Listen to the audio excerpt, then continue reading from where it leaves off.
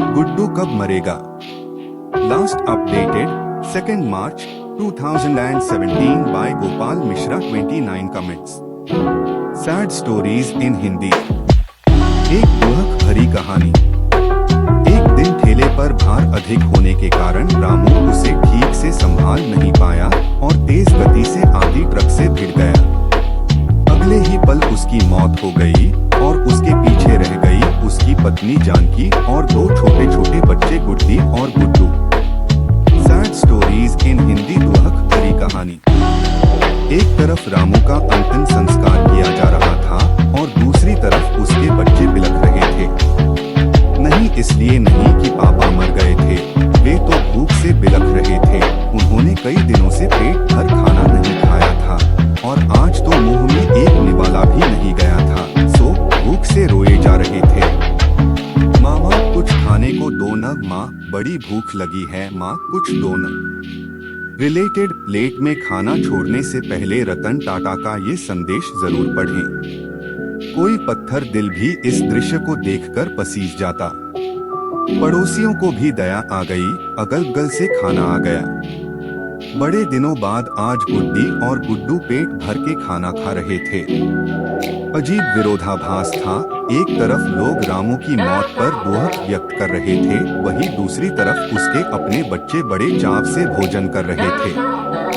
जानकी ने अगले कुछ दिन इसी तरह से उधार लेकर और इधर-उधर से मांग कर अपना और बच्चों का पेट पाला, लेकिन ये कब तक चलता? लोगों ने मदद करना बंद कर दी। जानकी पागलों की तरह काम खोजने लगी, लेकिन तमाम कोशिशों के बावजूद भी किसी ने उसे काम नहीं दिया। जब थक-हार कर घर लौटी तो बच्चे उम्मीद से उसकी तरफ देखने लगे। गुड्डू तुतलाती आवाज में बोला, क्या लाई हो माँ, जल्दी से खिला दो, बड़ी भूख लगी है। मारो पड़ी और बच्चे समझ गए कि माँ के पास कुछ भी नहीं है। एक पल के लिए अजीब सा सन्नाटा पसर गया। फिर गुड्डी बोली, माँ ये गुड्डू कब मरेगा?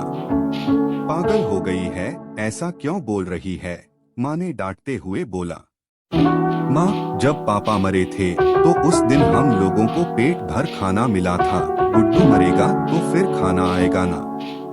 गुड्डी की बातें सुनकर माँ की आंखें फटी की फटी रही गई। उसके पास गुड्डी की बात को कोई जवाब ना था।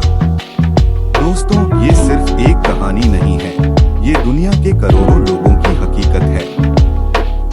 इस पर गौर कीजिए, जिस खाने को हम थाली में ऐसे ही छोड़ देते हैं उसकी कीमत को समझिए। बचपन से हमें अन्न का आदर करना सिखाया जाता है, लेकिन चूंकि हमने कभी असल भूख नहीं देखी होती इसलिए हम उसका आदर करना नहीं सीखते।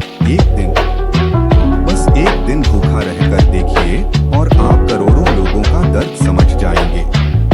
चलिए हम प्रण करें कि हम कभी भी अन्न का अपमान नहीं करेंगे, हम कभी भी खाना बर्बाद नहीं करेंगे, हम कभी भी होटल जाकर 2 लोगों के बीच 4 लोगों का खाना नहीं मंगाएंगे। चलिए अन्न को बचाएं और उसे ऐसे लोगों तक पहुंचाने का प्रयास करें जिन्हें इनकी सचमुच जरूरत है।